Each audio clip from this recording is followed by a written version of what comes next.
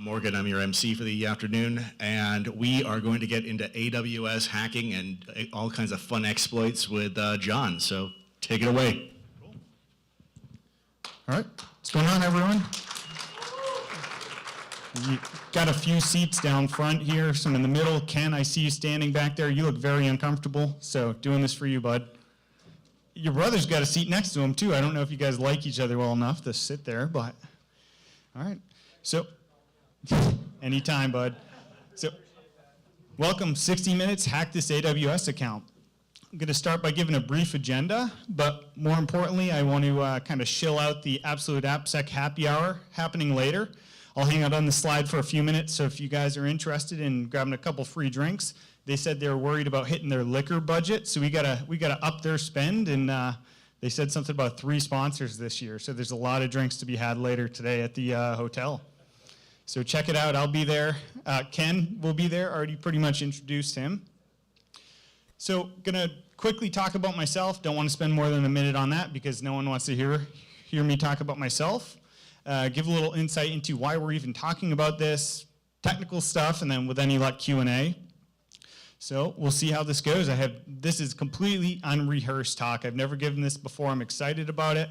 Timing could be a bit weird. So if I start speeding up at the end, it's designed so I can skip stuff that's less important. So that's good. Slides will be posted later this afternoon. There'll be a GitHub repo you can check out.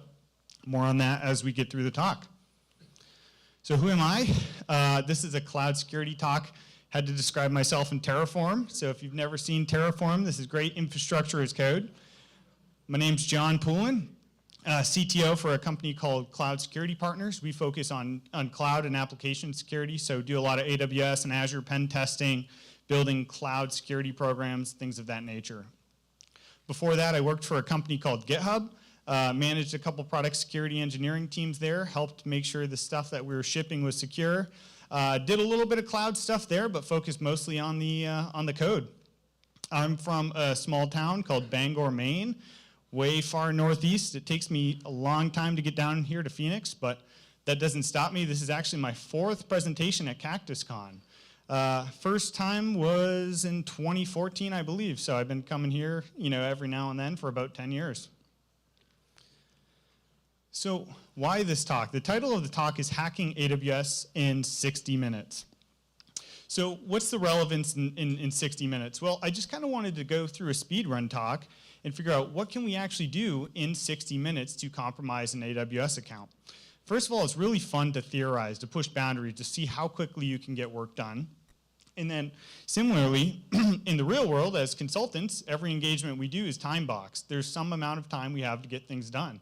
So who's to say that time couldn't be an hour?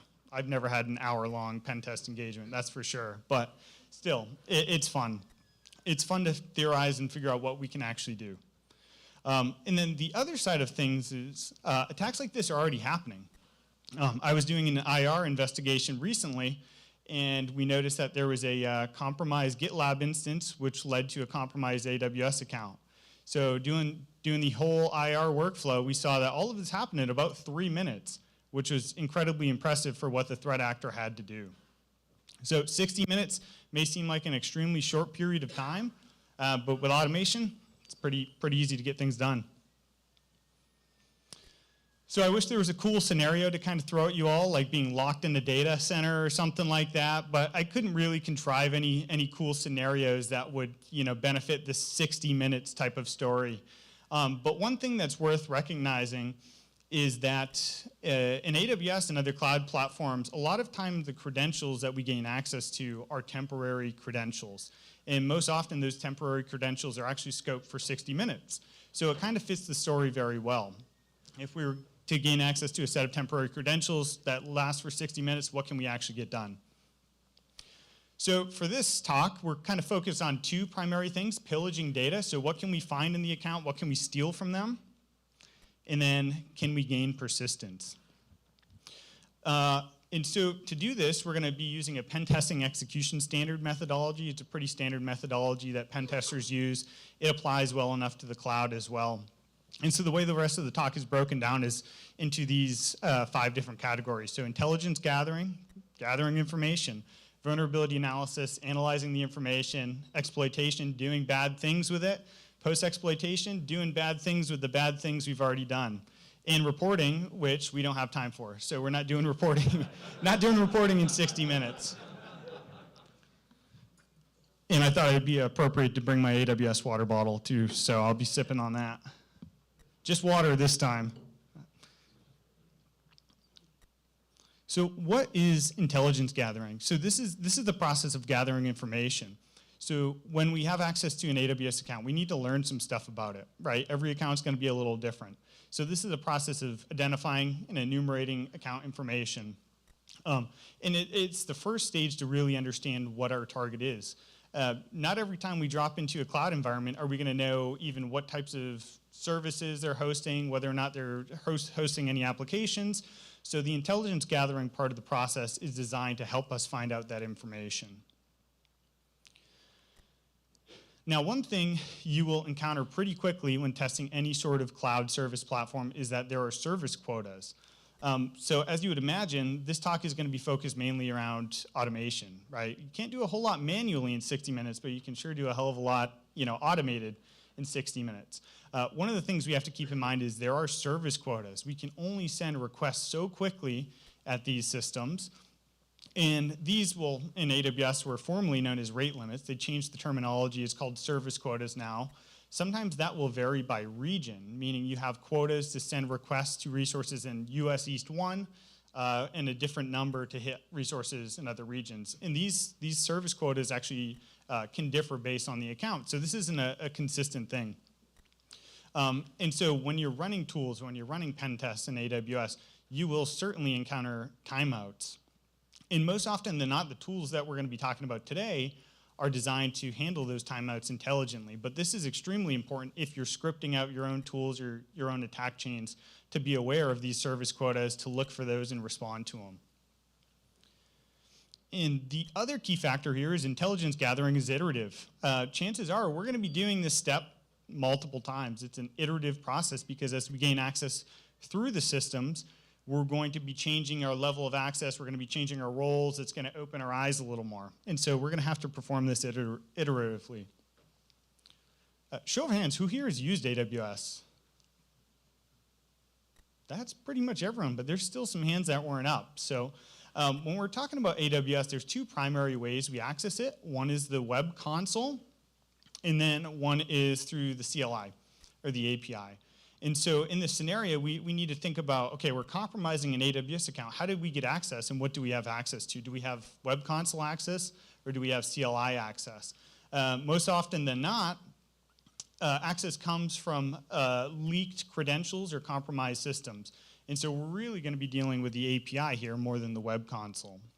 And we'll touch on this a little more later, but just to kind of shed some insight, the web console, which a console for a web interface just seems like a bad name. When I think of a console, I think of a CLI, and I still haven't kind of grown out of that mindset. But console here is AWS's web interface, and we're normally logging in through username and password, logging in through SSO or some tools such as that, versus the CLI, which is command line or programmatic access. We're logging in through either access credentials or a role assumption, which we'll take a look at. So for the sake of this talk, pretty much everything we're going to be dealing with is the CLI. This is how most work in AWS gets done, primarily through the CLI. So the first major part of the intelligence gathering process is identifying targets. What's the useful information? What are we looking for, and where can we find that? So external network info, super important. If we can find DNS or IP addresses of system services that are in use in the account, that provides a little additional attack surface we're going to be exploring later. Publicly exposed attack surface, so having IP addresses is great, but if we can figure out what those IPs are listening on, whether or not it's public, looking specifically for ports 80, 443, any common web application ports, huge advantage. Users' permissions, knowing a little bit about the users and the roles and the permissions that are actually in use in the system provides a lot of insight that we're going to be leveraging. Secrets, obviously secrets are interesting to anyone. If we can steal an org's secrets, we're going to be able to use those to probably pivot into other systems, compromise other users, other roles. It gains a really large foothold into the organization. Code's another big one.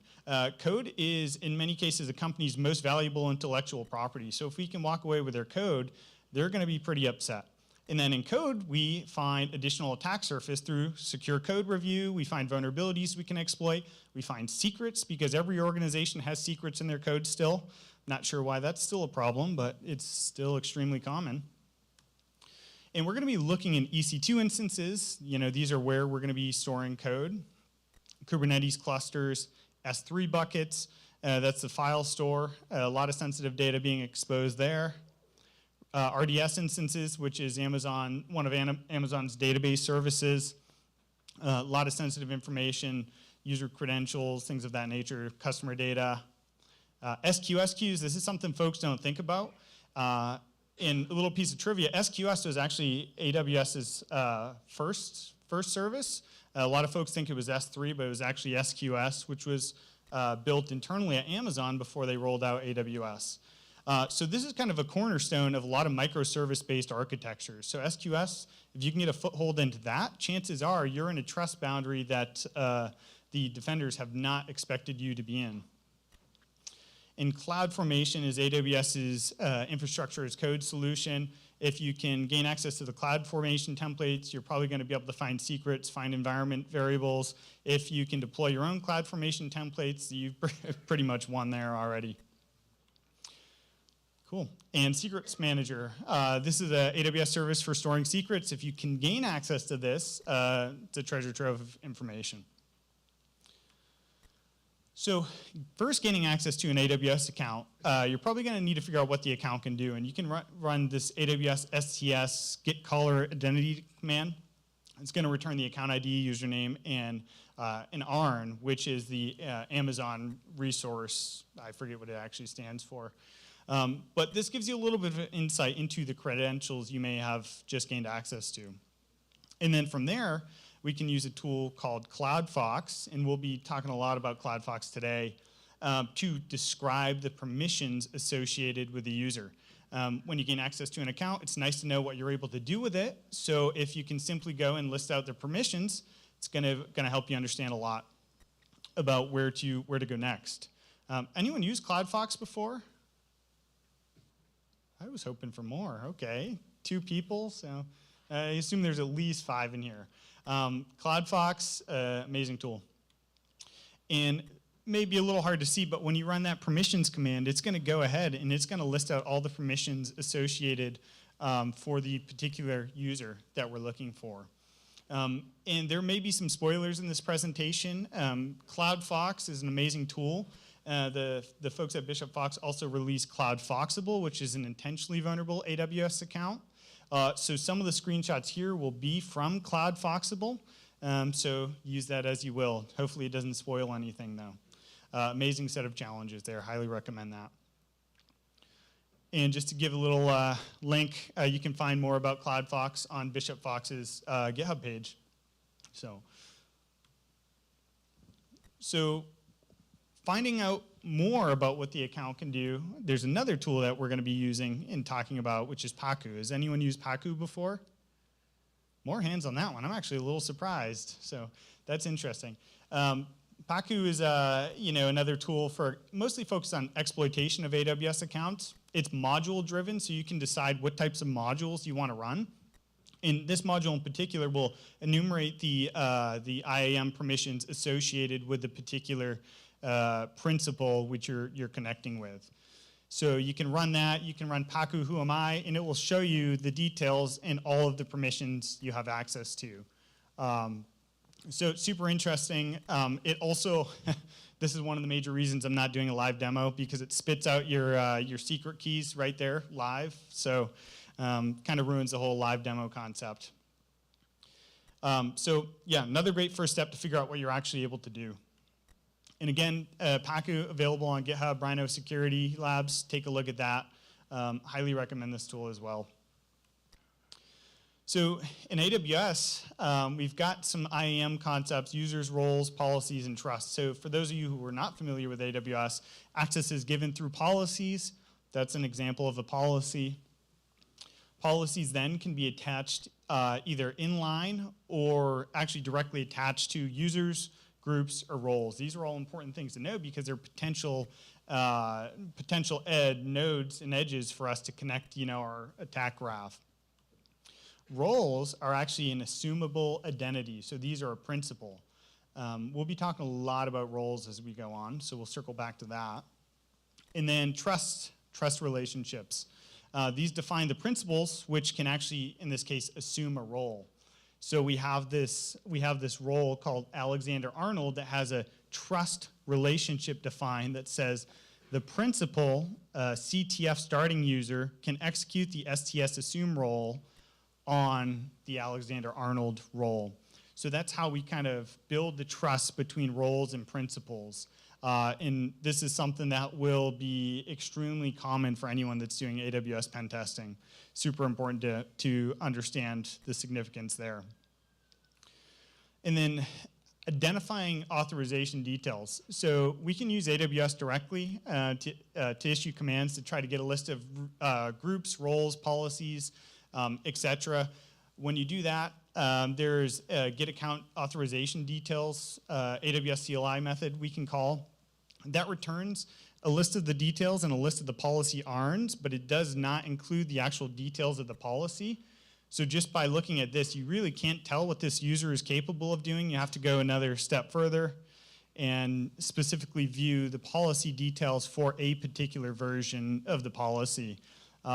Really don't need to bring this up because other tools handle this automatically, but this is something that has confused me for years now.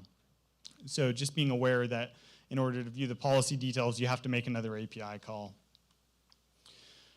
And then, again, CloudFox comes into play. So CloudFox allows us to actually dump out a list of all the role trusts. So we see that there is a trusted principal that is allowed to assume a particular role. So in the Alexander Arnold example we came about, we very quickly see that, okay, the CTF user, CTF starting user is capable of assuming that role.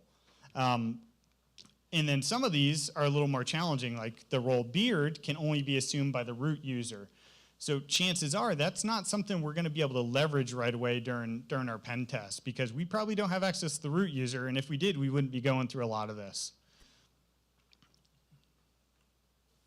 So identifying network access. Network access plays another big factor into this. If we can connect to systems, we can exploit them. Regions in AWS, so US East, US East 2, etc. They are broken down into VPCs. VPCs have subnets. Route tables define the communication. Ultimately, we just don't have time to go through all this stuff. So what's the TLDR here? How do we figure out AWS networking in a very short period of time? So we use our tools. So fast mode, CloudFox, AWS network ports. This will dump out a list of the ports that are exposed in our environment and the host names associated with those. In this case, we have port ranges wide open to particular host running in TCP and UDP. We can run the Elastic Network Interfaces command. This will return Elastic Network Interfaces, which are attached to, in this case, EC2 instances, but could be attached to Lambda instances. These will include the internal IPs and the external when possible. Again, we're gathering information, so the more we can discover about an account right now, the better off. Internal IP addresses, still very useful. If we're able to gain a network foothold, we may be able to connect directly to some of those systems. But in 60 minutes, you're going to have better luck just attacking the external IPs. So super useful to get that external network info. And then another tool I recommend, Prowler, has a check built specifically for EC2 instances to find those which have allowed ingress basically from the world. This is an easy one to run real quickly and just figure out, okay, what can we actually connect to from our random VPN server that we're using. So Prowler, again, you can find it on GitHub. Another open source tool. They do have a commercial variant of this as well, which is pretty solid. So one thing that allows us to kind of speed run all of this and act very quickly is the fact that CloudFox, and in a lesser extent Pacu, they track the loot for us. So as we're running commands or we're getting results, we don't have to worry about organizing that data or really consuming it at that point. We just need to run the commands, get the data, and let CloudFox track it for us. So inside of each of these files is going to be the output of the commands. But more excitingly, though, there's going to actually be data in them that tells us which commands we can run to exploit something in particular. So for instance, under bucket commands, what we can do is we can pop that open and we can look and find the command to exfiltrate all the data from the S3 bucket right there. Makes it super easy, super quick. You don't have to worry about putzing around with the AWS CLI to try to find these out on your own. Secrets, this is a big one, obviously. CloudFox allows you to run AWS secrets, get a list of the secrets, the name of them, the description when possible. Chances are you're not going to be dropped into an AWS environment that has access to listing all the secrets, but if you do, this is kind of an amazing place to be. And then CloudFox AWS CloudFormation will show you all the information about the CloudFormation stacks used. CloudFormation stacks, again, infrastructure is code. Tends to be a lot of secrets and a lot of information there. And so if we actually go and look at the loot for a CloudFormation template, you see it provides a lot of JSON, a little messy, but it shows us that we're using DynamoDB and something. We have some STS assume role going on. Gives us a lot of insight into the environment. But towards the bottom, you actually see a secret, which is a spoiler for the CloudFoxable challenges. And they even tell you right at the top, look here for secrets. Use something like Trufflehog, find some secrets here. Super common avenue. Code. Code is another big area that we want to explore. So where in an AWS environment can we find code? That's going to depend a little bit, but 2 places in the pipeline. So if folks are using AWS for CI/CD, they may be using code build as a pipeline. So we want to look there and figure out what that pipeline looks like. Where are they getting the code from which they're building? Do we have a way to gain access to that? So we can use CloudFox to gain information about code build. ECR, Elastic Container Registry, folks are building these Docker and container instances with code on them, publishing them up to Amazon's ECR.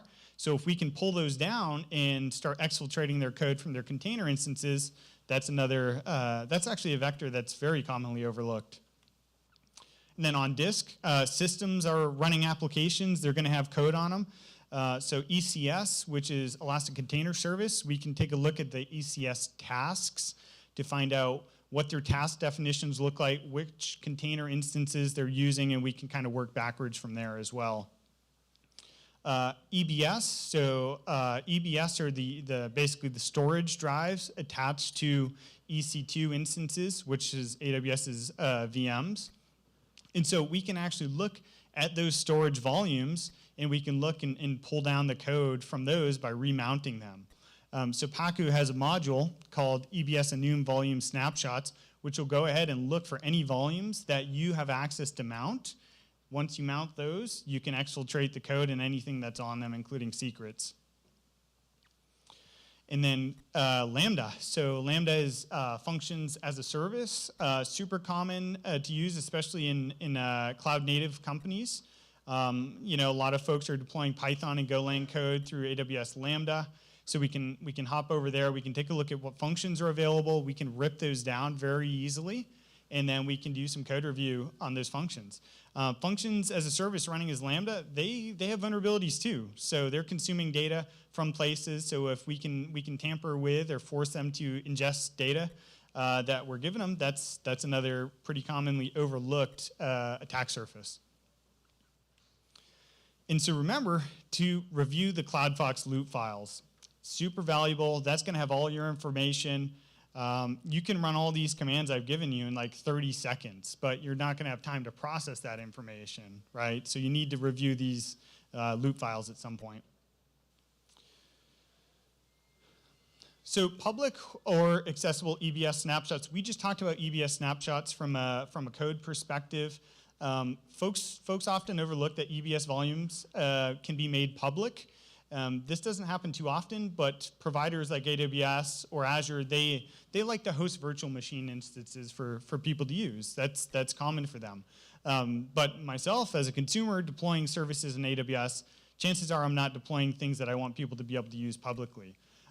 So there's a Prowler module that you can go out, you can run, and you can look for publicly exposed snapshots, because an attacker can grab those snapshots, remount those, and then run away with all of the data. There's a really good DEF CON 27 talk, I believe, DC 27 talk, finding secrets in publicly exposed EBS volumes. There's folks out there who are automating this type of thing, looking for EBS volumes to pop up on the internet and exfiltrating secrets from them. So highly recommend taking a look at that talk. Again, finding secrets in publicly exposed EBS volumes. And similar to Prowler, you can do the same thing just with AWS CLI, nothing special there. So word to the wise, we could spend all day doing information disclosure, or information discovery rather, but again, we only have an hour in this theoretical environment. So using automation, we should be able to run all of this in about 5 minutes. And then from there, we can focus on actually analyzing that data. Leveraging automation is key here. And most likely, we're going to have to return back to this, this part of the process, because again, it's iterative.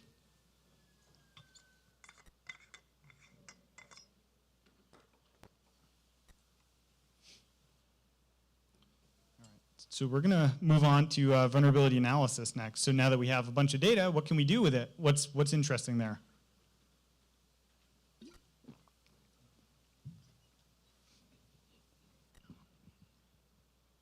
And to be honest, in many cases, when you gain access to a cloud environment, you may not have a ton of information to go off of. That's a sign of a mature and well-architected cloud environment. So if you don't have access to even gain any information about it, they're doing something well, and you may just have to be a little more patient. So bringing this up because you may not have any data to actually analyze here. So finding easy targets.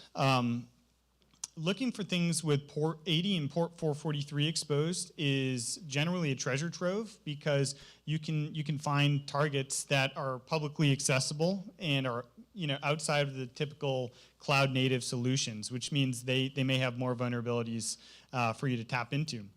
And so looking at a list of the environments, we can do that with CloudFox. Looking for things with port 80 and port 443 open is going to be super valuable.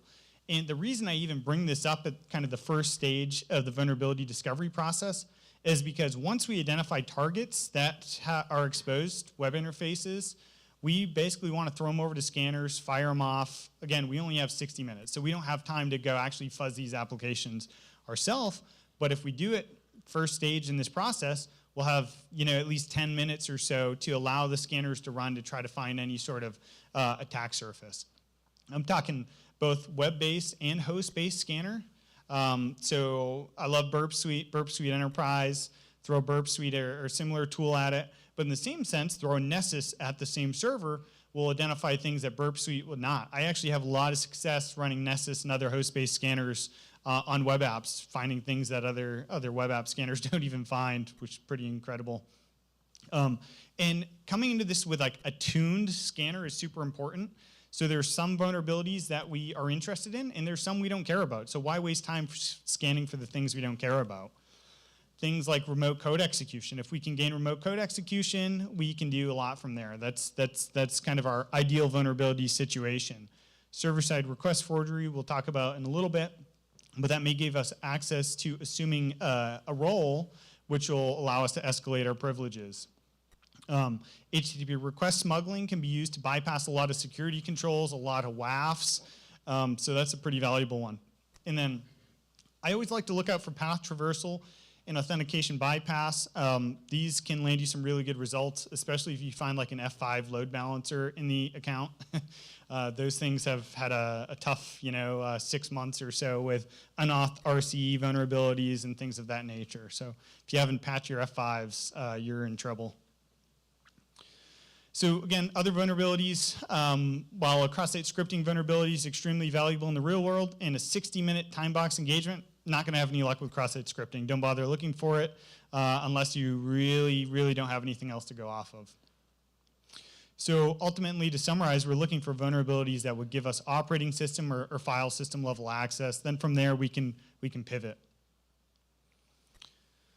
Most exploitation is going to require some type of role assumption. So chances are we're going to gain access to some principal or some role. It doesn't have access to do everything we want to. So we've got to work on assuming other roles. So this can be done in two primary ways. STS assume role, you pass in the role that you want to hop into, and you pass in, you need to give it your profile or whatever credentials you want to use to get there, and just give it a name. Not a huge fan of this approach. I prefer actually using the AWS credentials file. We can wire that up, pass it the role ARN, give it a source profile, and say when we tap into, in this case, the Ramos profile, we actually want to, behind the scenes, assume the role that we're defining there using the profile that we're defining. So much quicker way. You don't have to worry about juggling, temporary credentials or anything like that. AWS CLI will handle that for us just by wiring it through the credentials file. So finding roles of interest. We want to look for roles with significant privilege.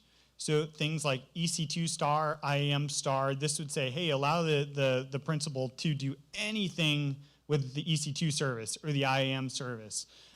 Still pretty common, unfortunately, to find overly privileged roles in this nature. So anything with a significant privilege is going to be valuable. Alternatively, we can look for roles with a specific privilege. So one common attack technique I like to use is trying to spin up an EC2 instance. So if we know that's what we want to do, we can look for principals that have the EC2 run instance command in particular. With run instance, we can boot up a virtual machine. We can use that to target other systems. We can do some internal network fingerprinting. So it's a valuable attack technique. And understanding the roles kind of helps us plan our attacks. We may get to this point and find, okay, there's no role of interest to us here. We can't do anything with this at all. So at that point, then you need to go back to your information discovery, see what you may have missed, and it just could be, again, that it's a well-architected account and there's really not much you can do.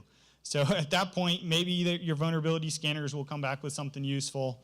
But again, building our plan of attack here. And then moreover, with roles, I recommend Principal Mapper or PMapper. This is a tool that will analyze permissions and build a graph of those permissions. Once we have a graph of permissions, we can then query it to look for things that we're interested in.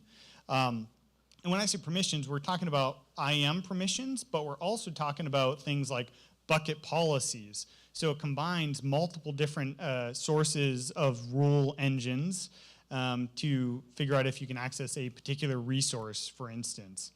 So the first stage here is, call graph create. That's going to go out. This can take a while, especially in a large account, because it's building a pretty large graph. And then from there, we can issue queries. So in this particular example, the query is who can do EC2 run instance? And it's going to go out and query that graph we've already built and look for paths to get to EC2 run instance, if that's our ultimate goal. We could also do who can do IAM create user, for instance. So any AWS permission you're interested in, you can query for.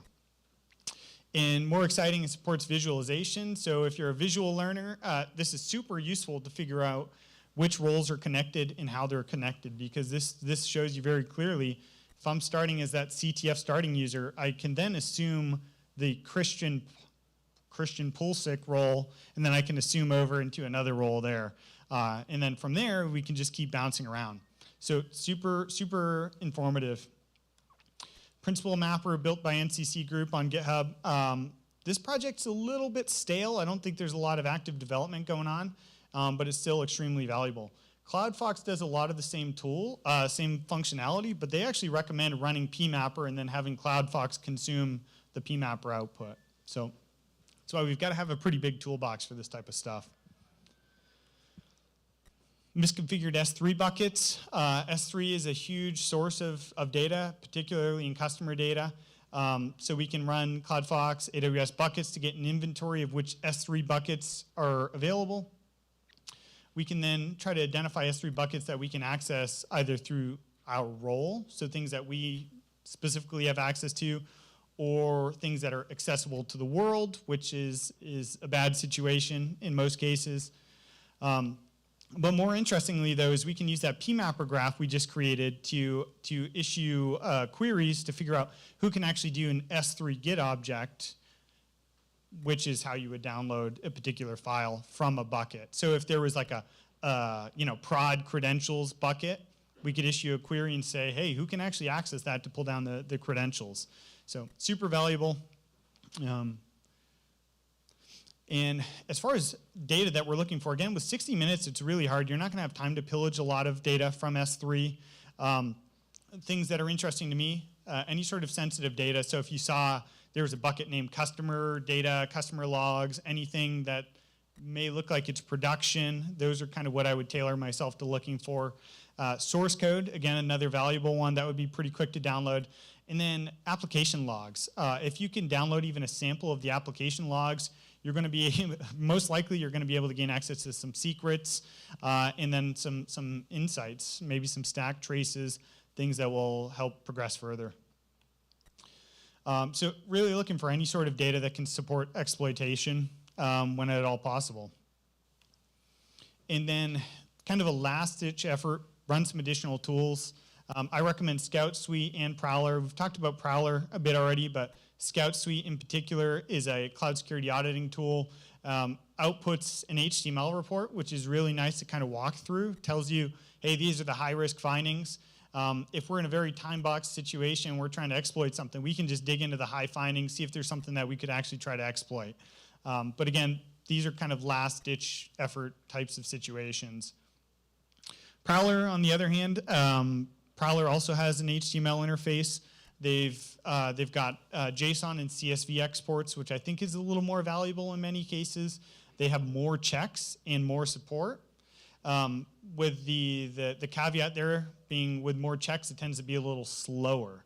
So there's a good chance you're not going to be able to completely run all these Prowler checks in 60 minutes alone. So you really want to kind of fine-tune those a little bit.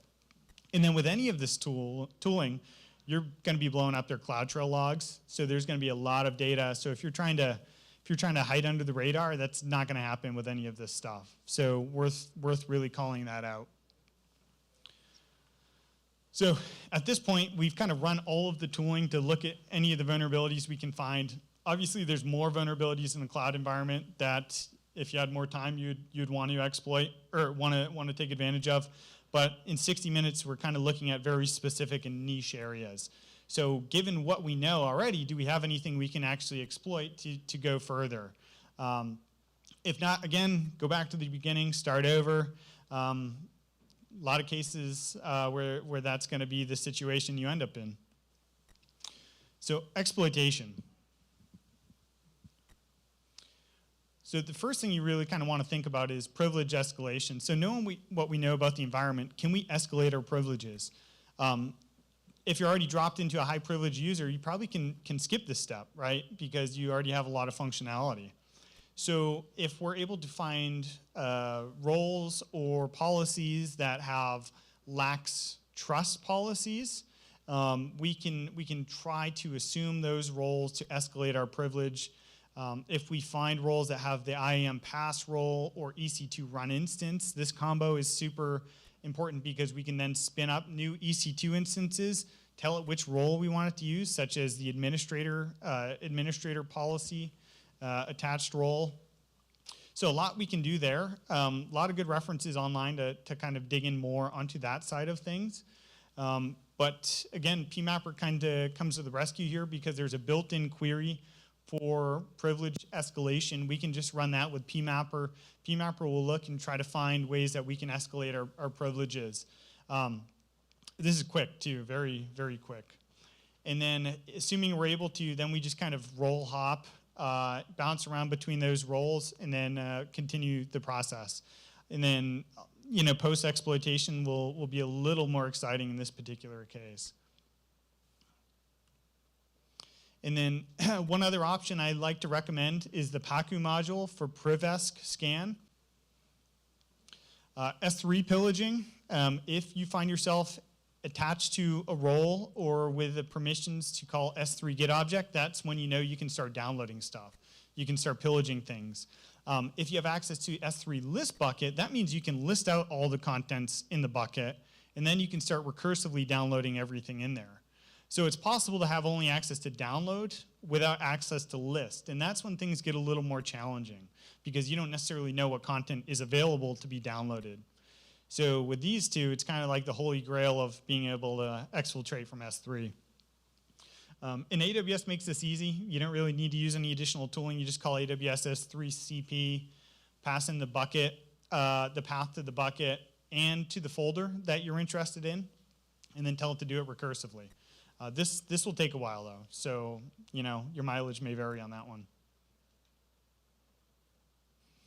And then once you start downloading stuff, the next thing you kind of want to think about is what can we do to find useful information here. So scanning for secrets is a good one. We can run TruffleHog on that file system.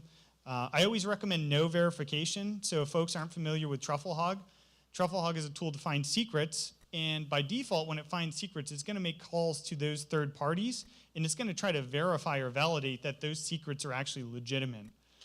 So you don't always want that to happen. You don't always want it to go out and say, hey, we found this AWS secret. Can you tell us if it's legitimate? Because that's when alarms start going off. So yeah, I always recommend no verification. And in this case, focus on cloud provider credentials. So we're working in AWS. Any AWS credentials we could get would be great. Hybrid cloud or multi-cloud are common things. So you may very well find a pathway into GCP or Azure just by looking through credentials. And the other thing I didn't mention is I would also look for GitHub and GitLab credentials as well, because if you gain access to those, you may be able to gain access to CI/CD systems that are deploying the infrastructure. And then you have a lot of attack surface there. And one other thing to keep in mind, and this is often overlooked, but S3 buckets by default don't log when someone accesses a particular object. So if you're trying to be stealthy about your exfil, there's a good chance you're going to be able to download everything in a bucket and not have them notice it, because again, this is not logged by default. And a lot of companies don't enable this level of logging because it can be pretty expensive depending on the size of the account. So keep that in mind if you're in a defense situation. So yeah, TruffleHog, take a look at that on GitHub as well. Great tool. Secrets pillaging, obviously, if we gain access to a role that has the ability to actually get secrets or list secrets, that's kind of like a holy grail. Pretty unlikely in most modern cloud systems because AWS makes it kind of challenging to actually go out and make this type of mistake from a IAM perspective. But again, we can just rely on the AWS CLI to gain access to those secrets. CloudFox Loot, when we tell it to find all the secrets, it'll actually give us the commands to go out and exfiltrate those secrets, assuming we have the permissions as well. SSRF, another big one. So if we've been able to encounter an SSRF, server-side request forgery vulnerability, in an EC2 instance, we can actually exploit that to make a call to the instance metadata server. And with that, we're able to ask it, hey, what role is attached to this instance? Not all instances will have roles attached to them, but if they do, what that means is we can actually go in and we can assume the credentials that are attached to that particular role. So generally takes 2 API calls, one to get the name of the role that's attached, and one to actually go out and access those credentials and assume that particular role. So if, for instance, we've compromised a server that had a trust with S3 and was being used to upload data to S3, well, with an SSRF vulnerability, we can go out and then we can start making calls to S3 on behalf of that server. So at this point, this is where I'd lean very heavily into Pacu because, again, it's focused on exploitation, which we're on the exploitation phase. So using modules for escalation, exploitation, lateral movement, a lot of ground to be covered there very quickly. And very quick primer in how Pacu works. You fire it up, you tell it to import some keys from your AWS profile, and you tell it to run a module. and there may be a dependency on other modules. It's going to help you get through that and say, hey, we need to grab this other data before we do this. So in this particular module, example, System Manager, RCE, EC2, you can fire that off. Paku's going to look through your EC2 instances, find ones that have System Manager installed, and try to use your profile to gain access and execute commands. So highly recommend looking through the module details page on Paku Wiki. There's a ton of exploits there. It's actually pretty scary. And so we're running a little tight on time here, so diving into the last section, post-exploitation. Given 60 minutes, I don't know how much post-exploitation we're realistically going to be able to do, but there's a couple of things to keep in mind. Expanding access and building persistence. So if we are time-bound to 60 minutes because we gained access to credentials that last for 60 minutes, one of the first things we may be thinking about is how can we make those credentials last longer? What can we do there? So there's one technique called role juggling, which if you have the ability to run IAM assume role, you can take your temporary credentials, assume another role, and when you assume that second role, it regenerates the credentials and gives you a new time window of 60 minutes. So if you know that's what you're up against, you just keep role juggling relatively frequently, and you'll have prolonged access. Avoiding access key removal. So if you're caught, if the detection team finds out you're using some credentials for nefarious purposes, they're going to revoke those credentials pretty quickly. Well, if you use the STS Get Federation token with those credentials, you're going to gain access to a second set of credentials which are not removed when those access keys go away. So you could buy yourself most likely another hour of time by following that methodology. CrowdStrike has a really good blog post on how to actually exploit that. And then one other technique you can use is to try to pivot to the AWS Web Console. Most often the Web Console is the same as the CLI from an access control standpoint, but there's some nuance and there's some things that are different there. So if you have access to a set of system credentials, access keys, you can use AWS Console or AWS Vault to take those keys, then gain access through the web interface and play around with that as well. And then with persistence, kind of the obvious solution is, hey, I'll just add another user or modify a user so I can just hop in through them. That's kind of obvious. Defenders are looking for that. You'll be detected pretty quickly. If you have access to modify or attach policies to a user, to an instance, that's another good way and a little more challenging to actually detect. Another common technique you'll see is backdooring instance data in EC2 instances. So if you are able to write instance data into an EC2 instance, whenever that instance boots up, it's going to execute whatever shell command you give it, and that could be, you know, a C2 or some phone home giving you access back to that account.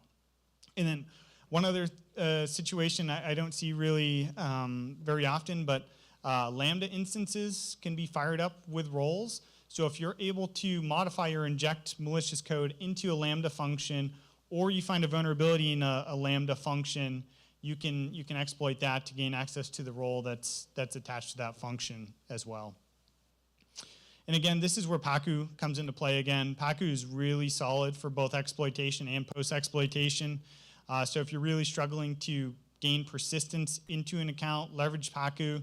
Chances are if Paku can't do it, you're not going to be able to do it. So highly recommend looking at that.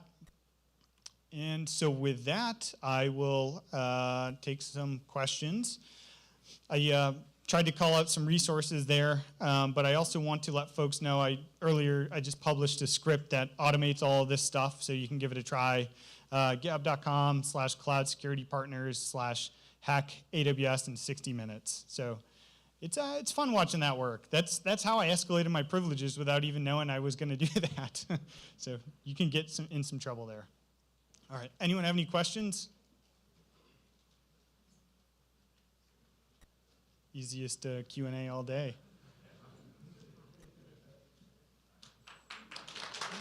Thank you.